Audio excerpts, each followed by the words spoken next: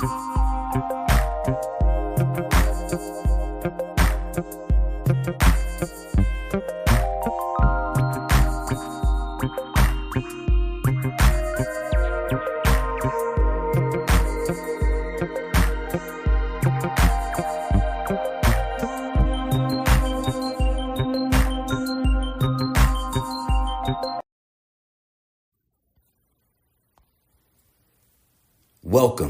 to In This Season podcast, where we unpack the most empowering conversations, have exclusive and inspirational interviews, and host special events.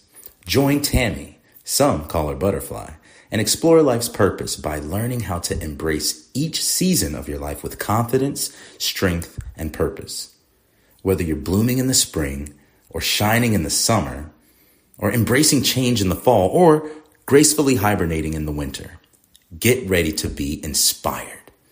Join us right here on this season of In This Season podcast with your host, The Butterfly. It's time, no matter what season it is. Good morning, B. How are you? Good morning, Mama. I'm doing good. How are you this morning? I'm doing good as well. Just trying to get it all together here. Getting it all worked out, huh? Yeah, there we go. Okay. Woo! Zoom in. There we go. Yes. Good morning, You're good, everybody. babe. Got your hair did up. Looking beautiful, Mama. You know, I got to do my thing this morning. I got to present this morning for the VCs. Yeah. Oh, I you had don't to knock it dead. I already know.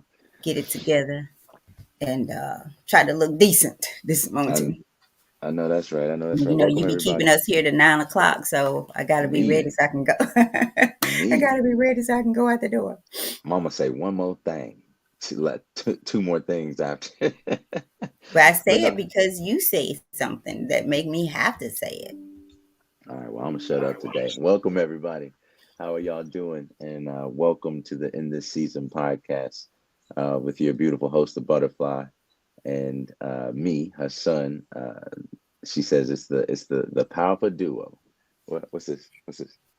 You know, I always don't know which way to go. Oh yeah, it's like looking at a mirror. It's like opposite, right? But y'all, welcome to the In This Season podcast, where we go through the book Daily Motivations for African American Success. Who do we have in the chat today? We have in the chat today. Oh, you know what? While we're doing this, that's right. And YouTube family, we're going to say good morning to you as well. We're going to get our Instagram family rocking and over to Brandon here so we can do our thing. Woo. Nice. Y'all, welcome. Good morning. Let us know in the chat if you are already in the building, how your day is going. Let's see what we got here already. We got, of course, Cousin Tasha says, good morning, family. I love you. Brenda Davis says, good everything, everyone. It's Friday. I know that's right. It's Friday. Big Mike said, good morning, everyone. Thank you, Big Mike, for coming through for us yesterday. That was a great help, man. We'll have to tell y'all about some of what happened yesterday. And then Tasha said, Tammy, you are beautiful. That hair is on fire. Yep. Thank you. See, I ain't the only one. Looking good, Mama. But y'all let us know how was your yesterday? Let us know in the chat what your yesterday was like. And Mom, I'll ask you the same question. What was I spent part of it with you, but what was your yesterday like? It was good. It was good? It was good. Yeah. We ran into Brandon want me to tell y'all, right? No, you ain't got to. No, because it's good. Like things happen, but when you can hear that small, still voice tell you, let go of this branch. I got you. And just find your strength in the challenge. So this is what happened. I had my day planned, y'all. I stayed up the night before. And I mean, so I'm going to go back a little bit. I was doing my end of the month for work expense report. I have to reconcile everything. Y'all, I lost a receipt. So I looked everywhere, right? So, but what it did was, it was like, this is crazy. And probably about every other month, I have this same occurrence where I wait, till the very end because it was due that by the end of night. and I'll wait. And then I'm really bad about just throwing the receipts anywhere. Like whatever, I'll get it. I know where I put it. Really. So I ended up finding I found all of them but one, right? So I was like, whatever, I'm just going to send it without this one. But what it did was it made me stay up and get so organized. I was like, I don't care if I have to stay up and be up when it's time for the show. So in doing that, had my checklist for yesterday. I mean, I wrote it out the night before, put it on my little clipboard, going, this is my plan for tomorrow. So I get up, get everything kind of transferred from the car to the truck because we were where I needed to get them the supplies to set up for the Delta Fair for work. And I do all that. I cranked the truck up and it sounded iffy to me. It really did. I was like, okay, I'm going to go on. So we get over to the storage. I meet some of the team members to the storage, do the same thing. They got the stuff out the truck and I cranked the truck up and I'm like, ugh, it still sounds funky. Nonetheless, I go on about my way, and I eventually I call Jimmy and I said, hey, the truck doesn't sound right. I think the battery is going down. And he was like, no, that battery should be fine. Da da da da da. Right. So I'm at Chick-fil-A. I get my stuff, for us, and I was going to meet the team over to the fair. So I get food for all of us, and as I'm driving out of the drive-through, the truck just start going crazy. Just lights going on everywhere. And so I kind of got to the point where I could pull over to the right just a little bit to where I wasn't blocking traffic so bad, but I was. So nonetheless, I ended up, Brandon had to come to my rescue. Jimmy had to come to my rescue. But it was so interesting because I kept calm. I didn't feel, y'all, usually this would take me off. Like I would be so caught up in this foolishness. I'm hanging from this branch. I would be so like, God, I sat there in the hot, ate my chicken sandwich like I was in the restaurant. What was interesting is absolutely no one stopped. Nobody. And I was like, talking to God about that. I was like, Lord have mercy. What right now, I don't know if you remember when you were leaving and the guy was across the street and he had put his hood up, right? And I was like, oh no, not you too. Right? Do you remember hearing me say that? Or maybe Not really. maybe it was Matthew because Matthew ended up coming back. Maybe it was Matthew. Okay, yeah, I think it Even was. he didn't say, "Well, man, what's happening over there with you?" Even he didn't. He was like, "No, I'm just taking my oil." And here I am pulled over with the hood up. Not You even checking on him, not you too. And yeah. He didn't, and it didn't dawn on me till later. It's like he didn't even ask me what was going on with me. So I was like, "Oh God," but you got me. So then Brandon comes, and I was like, "Well, you know what? Some good is coming out of this because I finally get to sit down with my son." And have something to eat. So maybe this was the reason, right? Because we sat in and just kind of chuckled it up a little bit. But again, it did not get me off of it just did not take me off my journey. And I was so proud of me. Look, I was just so proud of me. And then Brandon, when you said Stella had called about the air, I was like, okay, all right. I think I wanted to know, I was ready, like, okay, what's going on with it so we can mm-hmm. just make it work and all of that. But so that was the yesterday. I had plans, but they didn't go according to what I had planned. I didn't get to do a lot of what I needed to do or wanted to do. But the moral of the story is I was okay. I was not disturbed, moved. I just thought this is life. As I say here, life will pop on you. So life popped, got a battery, on my way.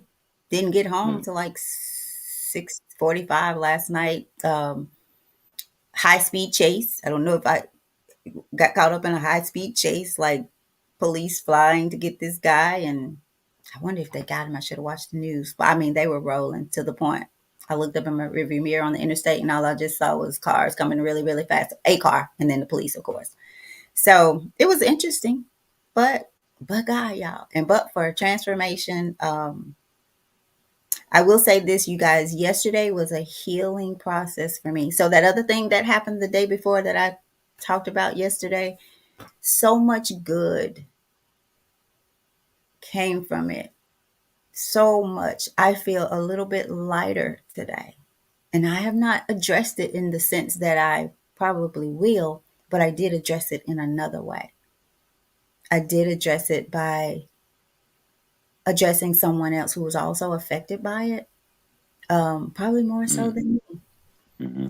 And that wow, that just warmed my heart. Got up in my war room this morning and just thanked God for the moments, the moments. If we would just let go of that branch or that problem, y'all, and give it over to God and just trust Him, even though you don't understand, and that don't trust what it looks like, right? Trust who God is. And another thing I'll get out of this, I'm going to tell people, stop fighting people who God is fighting for. Because if you let go of that branch, like that, what that voice said yesterday, okay, do you believe? Do you have faith? All right, well, let go. Basically, I got you. You So, hanging off a cliff, and that voice yeah, telling you just let go, and you're like, well, just is there just let another go. voice, Is or there are we another gonna voice just let go? that has a better solution for this problem here? So just you guys let go. Um, and I get it. Like I know I'm not. I and I'm going to say this because I do know I won't always be able to weather the storms or the storm as I did yesterday. But I'm thankful for yesterday because that is growing my faith. That is growing my trust in God. Right. And I'd rather have to grow through challenges and situations that God is allowing me to grow through than go through them without God. And I hope that made sense. Um, So I'll tell you guys, stop fighting you because God is fighting for you. He fights for you. If you would just let go of the branch of the problem, right? And for those of you who keep fighting people who is trusting God and God is fighting for them, let me tell you, you won't win. You will not win. So God will. God will. So I put it on you, Brandon, but we still gonna get out of here on time today. Right, let go and let God, right? Yeah. Let's grow. Let's grow. Um, well, welcome everybody to the End This Season podcast. If you are now just joining us, we had a little recap about what our yesterday was. Again, if y'all had, I think Tasha is the only one who said anything about her yesterday, but she said, let's see here. Tasha said, let's see if I can put it in there. I don't know if I have the ability to put it out there. Yep. Tasha said, my yesterday was amazing. I enjoyed it with my son and his old school, volunteering and dancing. So that was pretty cool. We actually talked about you too, Tasha, yesterday, but we might run into that. And it was at the At the Chick-fil-A. at the Chick-fil-A, and right when we started talking about you and you meeting a cousin of ours on the other side of the family that Tasha isn't related to, and he being the perfect placement out of all the people in Atlanta you could have met. You met a cousin of ours who was just the person you needed for something for your son. So that was all praise be to God. And as soon as we started saying that, like, wow, look how God is working. Out of all the people, one of our family members meets somebody on the other side of our family randomly at a barbershop, In and then Atlanta.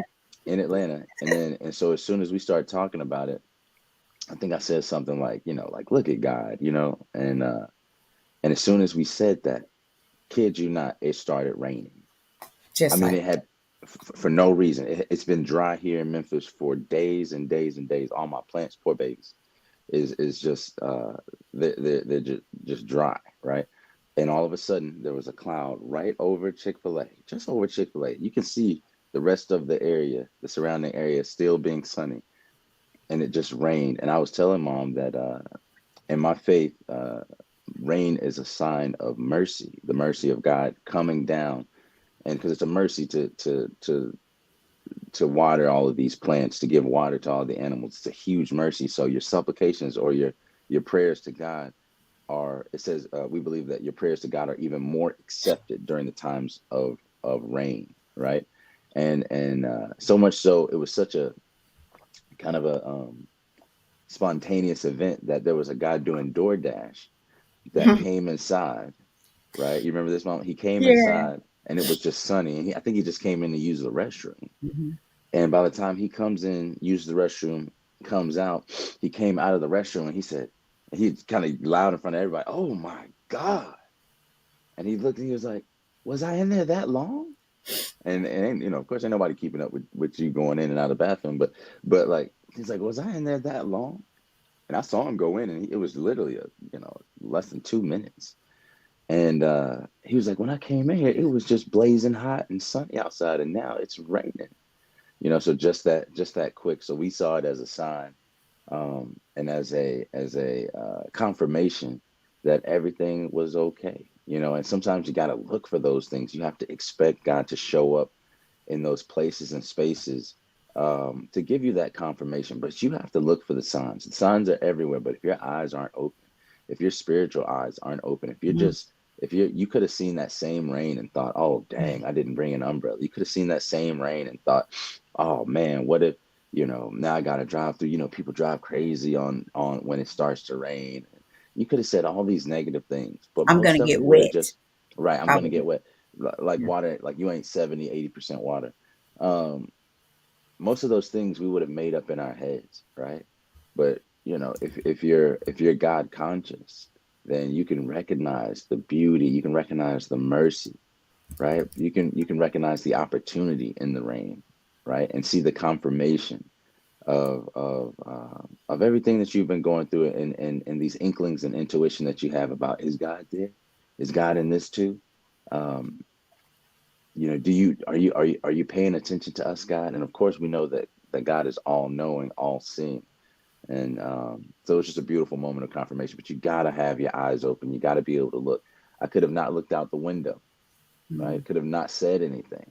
Could have just gone on and kept it as an afterthought. But rather we were able to say, all praise be to God. And then, Mom, you said, when I said your prayers are more accepted, you know, so I thought about, let me pray for something. And Mom, I noticed, Mom, she said, "Glory be to God." Mm. She didn't ask for anything. She Mm. didn't say, "Lord, help me with this truck to make sure it's good out here. Lord, let Jimmy get here straight," or whatever. She didn't say anything. She said, "I'm thankful. I'm grateful, God. Glory be to God." And that was a beautiful. I didn't say anything about that day, but I looked Mm. at you and I was like, "What a beautiful woman." So Brandon, see? Okay. we're gonna get on to the story. Nope, Well, nope, yeah, nope, and nope, we're going don't to do be quick. No, it. no, because you brought it up. So I did ask for permission to share the story about from cousin Tasha. So we got to give you guys the little details because, okay, so most of you know our Tasha. If you've been following Butterfly Evolution, you know, um, Tasha, kisses. yeah, Tasha. Bo Jackson, Bo is her husband who's no longer with us, right? So they had a son, Tyson. And of course, the older he gets, the more he starts to process the loss of his father or the absence of his father in the present, right? It's really it's becoming more challenging for him the older he gets. So y'all praying people, pray for him, pray for Tasha, right? As they go through this journey. So as we should, thankfully, mother has decided to get him some help with the grieving process. And Lord, again, I cannot thank her enough for that. Right? Cannot say enough about that. So he's gone through two of them, and think about that. Two people who are working with him through this process have left, like they've left where they were working or not doing it or whatever. So in the midst of that, Tasha has been praying for someone, for a male, you know, someone who really understands the importance of this, right? And so she's sitting there in the barbershop, and this guy is talking about his work, what he does, to the point where Tasha can start to see in him his passion for it. So they kind of, and he wasn't talking directly to her. And Tasha, I hope I'm saying this the right way. He was talking in general, as we do in barbershops and salons. And so engaged in the conversation a bit and found out that he was from Albany, Georgia. And she says, "Oh, I'm from Valdosta." He says, "Oh, I have family in Valdosta." Um, and he mentions my dad's name. Y'all hear this? Ooh, I'm not gonna be a crybaby. I am not crying today. Why Okay. not? Okay. He says my dad's name. And Tasha, can you imagine this? Like, and so she was like, "Oh, that's my cousin's daddy and all this." So here on the flip side, on the other side of this, the next day or whatever, they have each other's numbers and he's going to try to work with Tyson. And y'all, whew, y'all just don't know. I'm telling you, but you better know. You better seek ye first the kingdom of God. Don't be caught up in I'm not ready. I'm not perfect. I got to do this with my life first. God knows your name. He knew where you were going to be in this moment. He knows you're holding on to that branch and he keeps telling you to let go. And he asks you what the problem, already knowing what the problem is. Do you believe? The questions Hmm. was we on yesterday. Do you believe? Do you have faith? Yes, yes, yes, I have from yesterday. I have strong faith. And what was the first question? What is your What is problem? the problem? Yeah, God Yeah. already know. What is the problem? But God already knows. He just wants you to he wants you to know what the problem is. And I'm most of the time problem is you because see, he said, I got strong. Yes, yes, I have strong faith. God probably said, okay, let the branch go then. He said, "Well, hey, is there anybody else up there?" Yeah, because he said, well, in that case, simply let go of the branch and everything will turn out fine. Let go of the branch. He said, well, okay, you believe you got faith? Well, okay. Now, big old Atlanta, y'all. Big old Atlanta. Little old me, little old Tasha, Tyson, everybody. Big old Atlanta, all these people. Y'all, they end up in the barber shop. Tasha's prayer answered. Y'all be having these holding on to these little branches and a big God is telling you, okay, well then if you got belief and faith, let go of that branch. Let me show you what I can do. That Oh, I'm bigger. To me, God is saying, I'm bigger than the depths of the canyon that you are hanging over. mm, I'm bigger than that canyon. You think that that's great? mm, I created that. That's not even a scratch. It's a scratch on the earth compared to what I'm able to do in your life. You mm, just have to let go. You mm, think that canyon is so big to you, but to me, it's nothing. mm. Let go. Let go. So, all right, Let's y'all. go. Let's go. Let's go. We I almost didn't done with read look, this we one, almost Brandon. at it's 7:24. We We're are gonna give this one about 10 minutes, really. Yeah, Let's let's do that. okay. All right. All right, y'all. Do you want me to well, I gotta read my backside for everybody. Yeah. Um, Daily Motivations, this book right here, y'all. Please go get this book. I would be remiss if I did not shout out Dennis Kimbro, the author of this book. Shout out to all the Black authors out there. Get your books out, get your stories written. It is important. There are people that need to hear from you, and make sure that if you are a reader, and you should be, and if you're not, become one, that you support Black authors, the African diaspora, and just the struggles and the understanding, so that we all can heal from the the seductions, the temptations, the oppressions, and even the challenges and successes of the empire here that we have been brought to and raised in, and things like that. So just make sure that you're giving something to back to humanity and back to the ancestors that have made so many sacrifices for you by healing yourself. When you heal yourself, you heal them as well, right? So get this book, Daily Motivations for African American Success by Dennis Kimbro. And it's a great value, short, easy read, low cost. So there's no excuse. But this book will help you focus on the thoughts, attitudes, and deeds that will lead to the achievement of your true goals. And 365 short but powerful motivations, one for each day of the year. Dennis Kimbro leads us to discover how to use the present moment and our own gifts to transcend labels, and how to cultivate a positive attitude and become wise enough to know when to say yes and when to say no, and to look inward for answers to life's challenges. So each one of these motivations begins with words of wisdom and a quote from a distinguished and celebrated African Americans such as Malcolm X, Marion Wright Edelman, Whoopi Goldberg, Charlene Hunter Galt, Bill Cosby, Carl Rowan, Mother Hale, Reverend Leon Sullivan, and hundreds of others. This treasure trove of practical inspiration will give you fresh encouragement every day of the year, but what it teaches will last you a lifetime. So let's go into the book right now on August 30th today and get one of those teachable lifetime lessons. Today's title is Right On! Exclamation mark. Right on. And Rodney King, the victim of the beating that precipitated the Los Angeles riots. And this is done by police officers. I'm sure we all know. Rodney King said, "I was just trying to stay alive." That's a quote from Rodney King. I was just trying to stay alive. And the reading goes, as a Black male, I know how difficult it is for Black men to feel valued and strong when each day of our lives we are viewed negatively and reacted to as potentially threatening.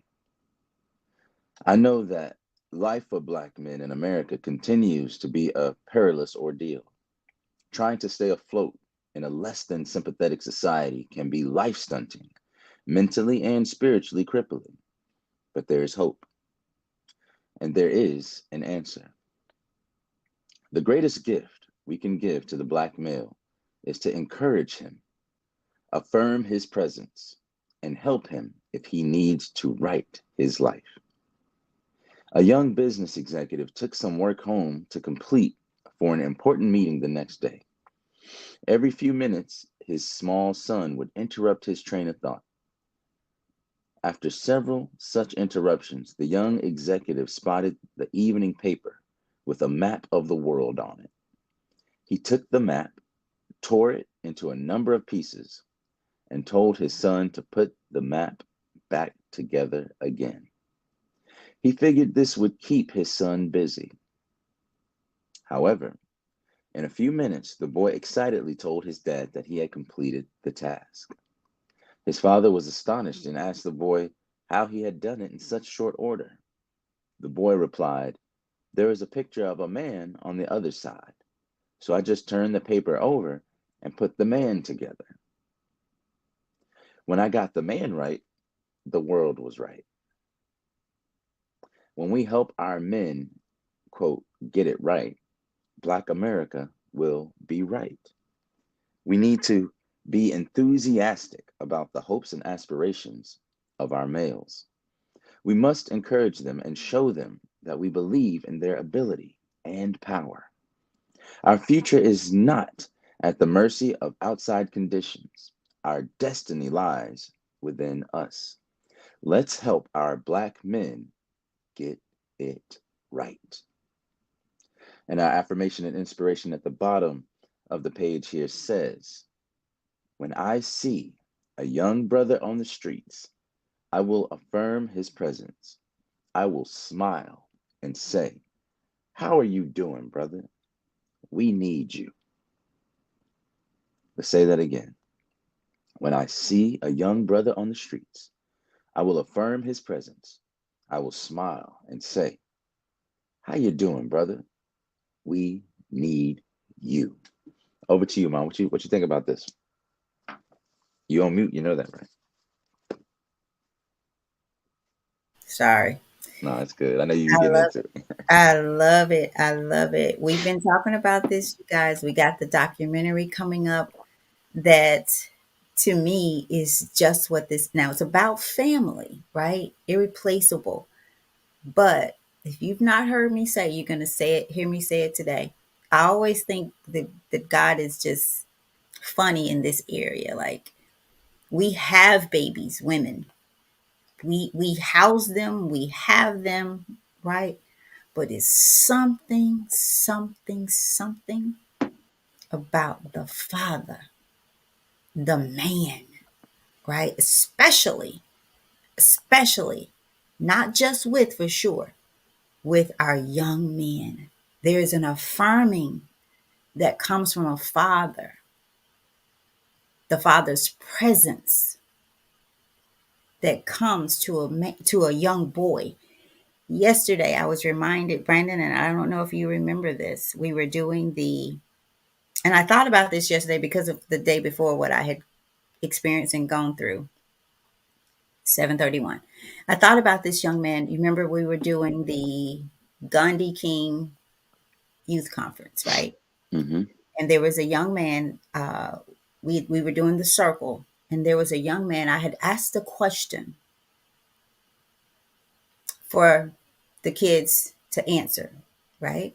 And this young man's answer, I don't remember what the question was, but his answer had nothing to do with the question, right? So it's like, okay, something's going on here. Let's stop. What do you mean? And this young man's 14 years old. He says, I'm so angry with my mom. I wish I could help her. So he's really angry. He's angry with his mom. He's angry with himself as well. He shared with us, 14 years old, and he's amongst peers. He said, I wish I could help her. My dad left us. It's just me, my mom, and my sister. Do you know how many mothers are alone with their sons, their daughters? I remember when Brandon told me, when I asked on the show, and I asked, what could I have done differently? What could I have did differently? He says, I wish you would have just tried to be my mom and not my father too, right? Just my mom, just be my mom in the pure essence of womanhood, my mom. Because y'all, at the end of the day, even though Brandon was my young son, he saw himself as my protector, like he truly did. And I remember, I believe it was Pastor Young. I believe it was Pastor William Young said, they said, don't take that away from him. Don't try to, and within respect for sure, but don't take that away from him. There's nobody there. He sees it as his duty as a young man, as that man in him. So right on, y'all. I'm gonna tell you guys, when we do this documentary, I expect everybody to let go of your branch and be there. I was telling Brother Trent yesterday that I'm gonna ask my dad, and this is confirmation. I'm gonna ask my dad to load up the men in the family and come. And come. I told Brandon, shared with him, when I saw this, and it had to be back in 20, I don't know, probably 12. If not, because Brandon, you were in school. So, y'all, it's been so long ago, and I've wanted to get a hold of it. And when I watched it the other night, I realized, and I shared with Brandon, I said, I must have felt so much like a fatherless girl. I had to, because the only part that I remembered seeing in this was the part where they talked about fathers, the presence of fathers, the power of fathers. And what I loved about this documentary is it did not make it a black thing. Because sometimes the world and the system will try to make us believe that every race has their father, except us, has a man in their life. But no, you get to see men of all race talk about they didn't have their father. One guy, I remember particularly, he was asked, and he just kept looking for the words. He just could not find them, right? So this is so spot on. Here we have another situation that seems to be confirming the will, the will that God has for us. So now ask you, will you? Will you will in his presence? Will you affirm these affirmations? Because many of them start with I will, I will, right? So to my brothers, to our brothers, right? I I understand. And even in saying that, there's a great part of me that don't, because I've never walked in your shoes. To have a son who says, Mom, you don't know what it feels like to drive around in these streets as a black man. Yeah, you know, I was with Brand following you. Um, I don't know where we were going, somewhere. I think it was the day, I don't know, with the wood, something about the wood. And a cop pulled up. Now I'm behind Brandon. I'm here. I'm in the presence, right? I'm here in my car, in the truck, and Brandon was in his truck. The police pulls beside me, which means he's Brandon's back of the truck is in view of him. And I got nervous. I felt some kind of way, and it should not be that way. And imagine if I feel it, oh my God. So the stresses of that. And then women, as if that's not enough, we beat them down. We don't even know how to, at least when they come home, to allow them to be the king that they are. We don't allow it. So imagine the stress of a man, of a black man, just getting up to face this world. And maybe perhaps not even feeling like behind the walls of his home that he is seen as a king. You know, it's like the lady that I met at Walmart talking about, we've been married 30 something years and he's a good man, but I'm thinking about leaving. What? He takes care of all the bills. He works. What? So he got a few little things that he may not do exactly like you want him to do. She says he gets angry sometimes. What does he do? He just gets angry. And I said to her, maybe the next time he gets angry, just go over and say, baby, are you okay? Is it something that I can do? Right? Because two people, like they say, you pass by two people arguing, you don't know which one's the fool, which one's right, which one's wrong. You just see two people in the same situation, right? Two angry people is what? No good for us. Two people holding on to the branch, no good for us. Neither one of you will let go, right? So let's help our black men get it right. How do we do that?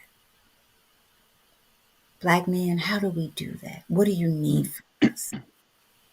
What do you need from us? Because I'm willing to give it. I'm willing to sit down and shut up. No, really. And that's a No, big thing. no, I was laughing because I don't mean to interrupt you because No, I had just thought that, and not about you shutting up, but just in general. No, I promise you it I know. I'm wasn't joking. about you. I know.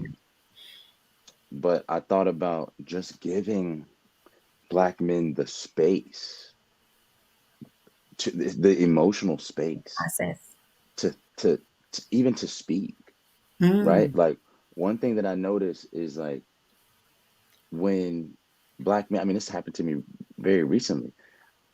When we bring up something about how we're feeling, people, other people, specifically our women, not just our women, I think all most of humanity, um, will make it about them immediately. mm, Immediately. If I say, "Oh man, I'm tired today.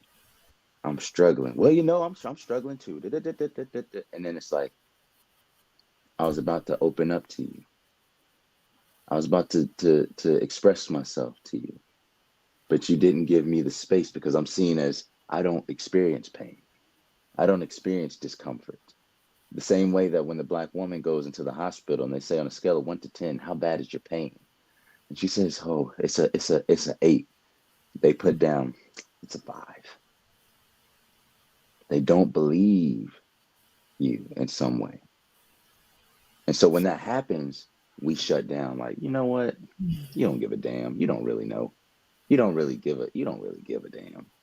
You know what I mean? Or and then we get treated as if we are dysfunctional women, right?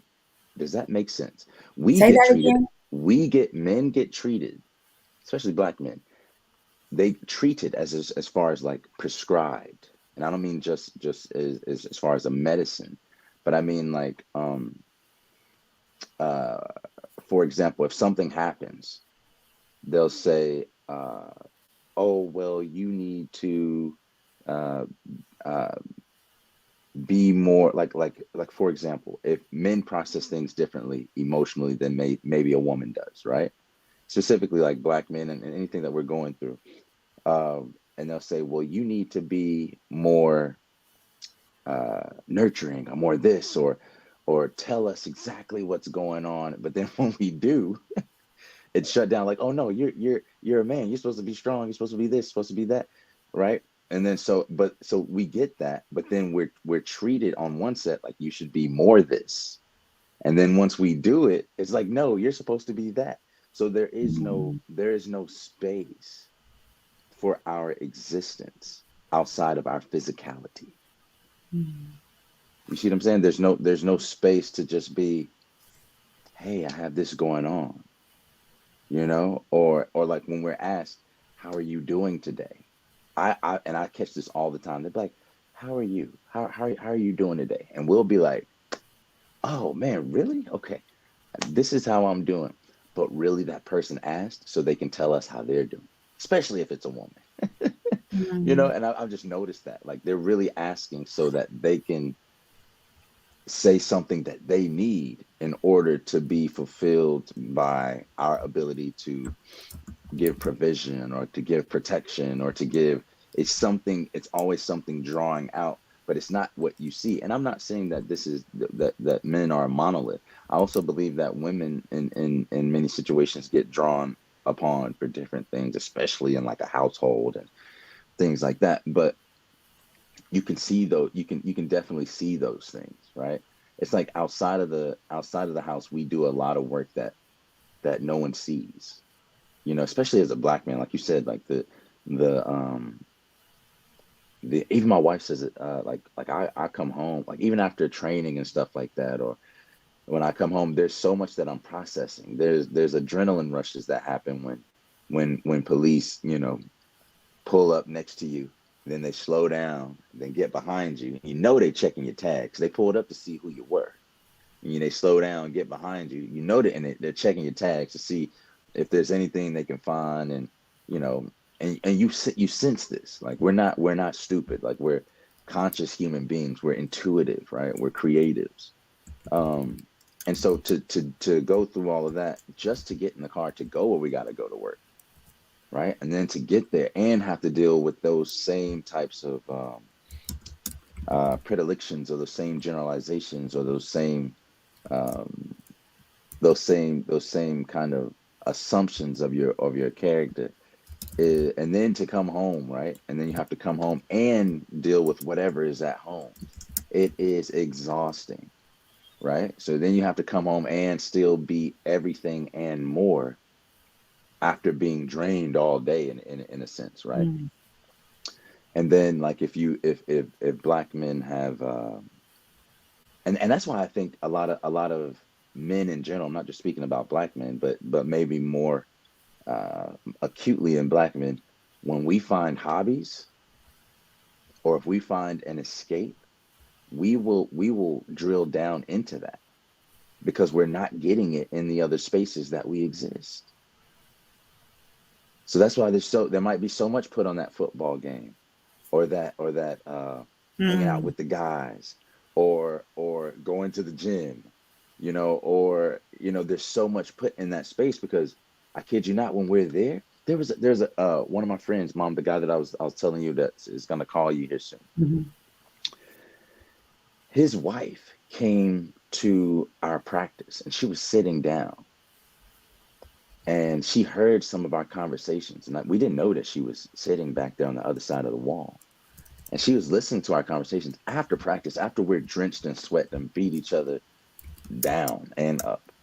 And we were having conversations about family, about our goals, about how we were feeling, about what we were going through and different things. And this sister peeked around the corner and she said, "Excuse me, y'all." And it's a group of us. She said, "Excuse me, y'all.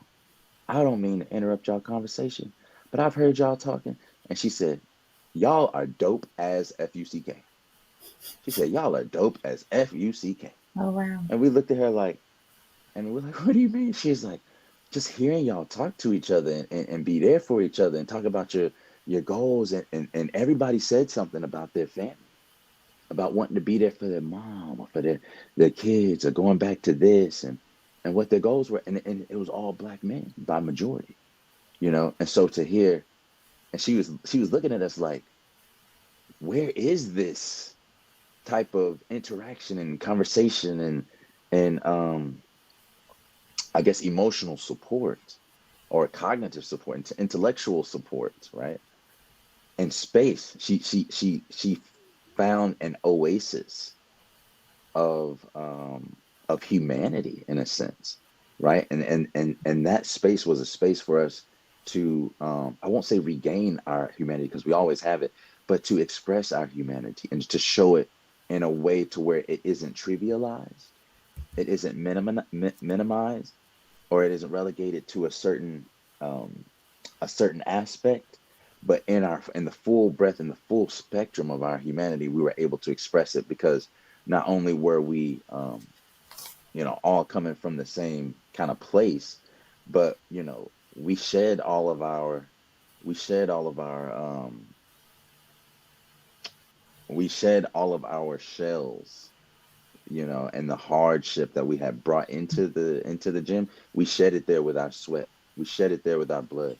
We shed it there with the pain of getting hit and having to bring that arm up before that punch or kick comes. And so by the time we were done, we've given. We don't have anything left to guard up. Everything, the guard is now down. And so she just looked over and was like, "Y'all are dope." Wow. Just the fact that y'all are having these types of conversations, you wouldn't expect these men that had just punched each other and kicked each other and grinded each other and elbowed each other in the face to be speaking about such heartfelt and compassionate things, right? And so that really stood out to me. So in the spaces, we will find that space. We will find that space, whether it is with the people closest to us or it's with somebody that we barely know. And so there's and not all and in not all times that's a good thing, you Mm. know? So be that space for these men, right? Be that space so that they don't go out. I've worked with young men who I've worked with what they Mm. said were the worst of the worst young men. I went to jails for 2 years, jail East, and then when they got transferred to 201 Poplar for teenagers that were being charged as adults for capital murder, for you know shooting and killing police officers, for uh, all kinds of things. I mean the what you would think of the worst crimes, gang violence, things. These kids have stayed in my home, right upon release. Um, Kids that were jailed at 14, waiting for a court date for 4 years, but can't make bail, right? So they ain't even had their court date, but they've been in jail since 14. And on their 18th birthday, get sent to the big boy jail, right? To 201. So, and what I discovered is in many of the cases, some of these young men were waiting, like it was weird, more than one of those young men were they got involved on the day of the crime was committed. They were outside waiting for their father to come pick them up, or they had expected someone, an uncle, a father, or someone had let them down that day. literally.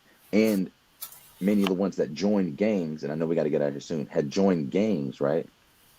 Street gangs, they were looking for family. Mm. We had, so what is a family supposed, what are they supposed to do? Protect you and give some type of provision for you, even if it's shelter, even if it's a safe space to speak, cathartically, um, um, help you in achieving your dreams and goals and to be a launching pad for different ideas for personal and self-development, right? Helping you make money in a sense and help you on a career path, giving good advice, so some type of advice. So there's different and just relationship, compassionate, relaying of information and camaraderie, right? For fraternity, fraternization. These are the types of things that a family should do, that you should get in house. But when everybody in the house is working or trying to get money or too stressed in order to have a real human conversation, right? Then you find those children, those youth found family somewhere else. In the game, they found someone that was going to protect them. They found somebody that was going to provide for them, right? They found somebody that they could relate to and speak about some of the challenges associated with the maturation of a man. They got to express their angst about the lack of opportunity that they saw in finding a job, or being the disenfranchisement that they felt in their communities and neighborhoods, where they felt like they were getting the short end of the stick, or that when they did do something well, they had to do it twice as good, right? Twice as good just to get half as much, right? So they understood that it wasn't a meritocracy where your social and upward mobility was based on your own merit, but rather they saw the subtraction of that merit and the demeritization of their own efforts based on none other than their race, none other than their black bodies, none other than something that was immaterial to who they were as a human being, but rather they had no choice in being Mm. born, right? So it sucks that you can get so much information and make such a projection of the outcome of a person by the zip code they live in or the zip code they were born in, right? So if you don't, families, I'm speaking to women, men, sisters, brothers, uncles, uh, aunties, grandmothers, grandfathers, if you are not providing a space for that man to express himself, if you're not providing space for that man to get himself together, even giving him some alone time, but still being there, if you're not providing a space for him to lean sometimes, right? Then he will find it somewhere else, and it will not always be the best place. It will not. It could be a game. It could be women, other women. It could be the bar. It could be some weed. It could be, it could be watching football games and doing that too much. It could be video games, but there will be an escape. That is for sure, because these are human Mm. needs that are not being met. So if we're going to be right on about not denying that black man his humanity, right? Because we all, even that same black man, we all have um, these subconscious assumptions and these subconscious like generalizations of black men. It has been socially engineered inside of us since we were born. It's from the characters that you see played by black men on movies and TV film. It's in the music that gets promoted versus the music that's actually out there will give you a false sense of what a black man is and what he thinks, what his conscience is, right? But unfortunately, black men created, really created hip hop as a culture, but black men did not create record labels, right? A black man created the stoplight, but black men did not create the speeding ticket or the ticket for that light. A black man created the light bulb, but a black man did not create the light bill. Okay? So at every front there's something that's combated in every space that we go. So if you want us to grow, provide a space where we can just be, to where Mm. it does not cost us to exist, to where it does not cost us to exist. We are paying a constant price just to exist. Give us a free space, whether it be in your home, whether it be by being silent while we're speaking, may it whether it's when we are expressing ourselves, to not interject and interrupt us and make it about you. Give us that space and you will get a return on that investment. You will get a benefit from that man, and that man will start to come to you, right? I think I mentioned this before, and I'll wrap up with this, that I saw this I saw a post about a young lady that was like, and this isn't the one who said that she was being aggressive. This is a different one. She said that when she started just giving space for her man to be able to, you know, like leaning on him for certain decisions and things like that, that's when he started coming to her more for advice about what decisions to make. And I think that's a microcosm of, if you provide us the space to be the men that we are naturally, we will usually create a space that's also beneficial to you, because by nature, if we have what we need, we're going to provide that space naturally for women, right? If you believe by way of Genesis or Quran or whatever, what does it call Eve? A helpmate. She was a helpmate. Adam was created first, right? And that's not making a distinction that she's in any less or anything like that, but it's just that everything was good, but he needed this help. And it was from that helpmate to where he was able to provide in a way that supported her. But I think we flip these things around, and we don't understand the reciprocity, right? That everything that, you know, what men can provide physically, we need emotionally and spiritually from women, right? And that you can't always see and keep up with those things. You can't always quantify those things, right? But we do. We see it, we feel it. So give us that space to just be without being taxed for our very existence. All Mm. right. Powerful. I'm going to ask the men who are listening or who will listen to this. Feel free if you want to do it, here on the comment section of this particular show. Certainly do it here. What does it look like? Brandon, you just gave us you dropped some nuggets, right? What does it look like? What does us helping you look like? One thing I've gotten, listen. Listen to understand, not to be heard. Listen. Provide the space for our men to talk, to feel comfortable coming to us, right? Um, Create the space.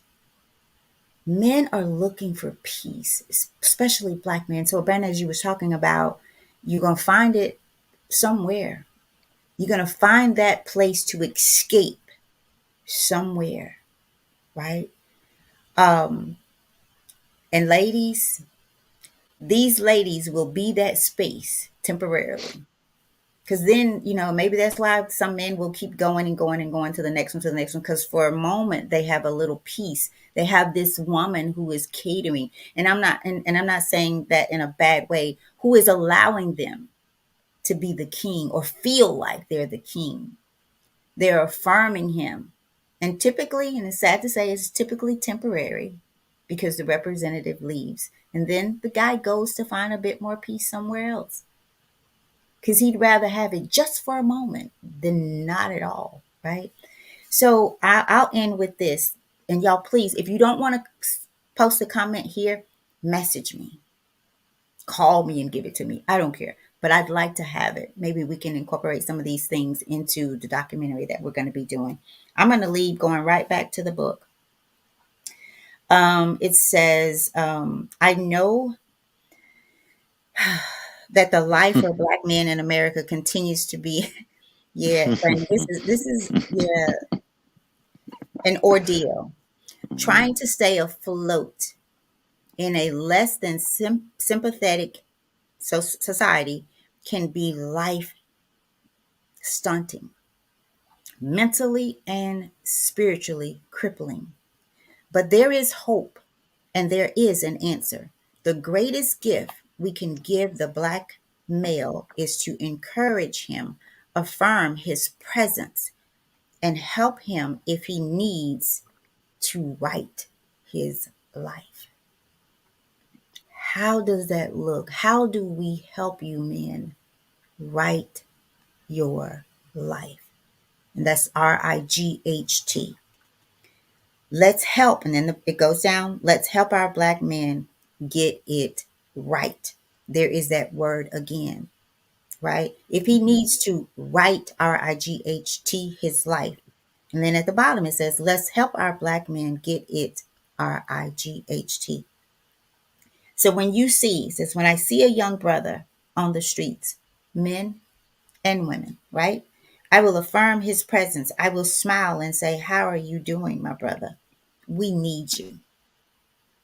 Imagine if we as women going forward would say, we need you. That might strike up, what do you mean?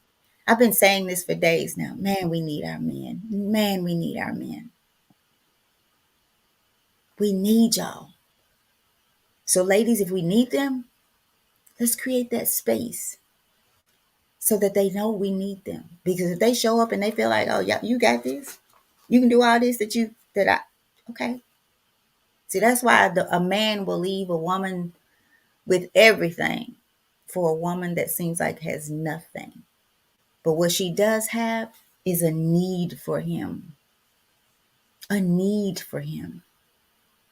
It's like, and I'm going to end for real. I heard Dr. Phil's wife, because Dr. Phil had said, Robin doesn't need me. Robin got her own thing going, and Robin interrupted. She says, I don't need you, but I want you. Okay? I don't need you, but I want you. All right, Brandon. We All right, still let's wrap it up. it's Huh? 8:03. Yeah, that's what I was saying. You was Okay, because let's go. after I got done, after I got done, you was like, "Well, I'm gonna go back to the book." I was like, "Okay, all right, all right, Okay. y'all. Well, look, right on. We're gonna get right off of here. Today, his title was "Right On," and then Rodney King gave us our quote of the day. He said, "I was just trying to stay alive." And after a brief passage about the Black male and affirming him, we came to an inspiration and an affirmation at the bottom of the page, which reads, when I see a young brother on the streets, I will affirm his presence. I will smile and say, how are you doing, brother? We need you. We need you. So we'll end it right there, y'all. Thank you so much for joining us today. Please go to the YouTube channel in this season podcast. Like and subscribe to the channel. If you can, turn on those notifications if you so will, so you can be notified every day when we go live, 7 a.m. Central Time. Go invite people to join this, share, and make sure that you carry these witticisms, these inspirations, these affirmations, and these insights with you on the day, and really practice this. Really practice these life lessons. We love you. We appreciate you. And we will see you tomorrow. Same time, same. Peace.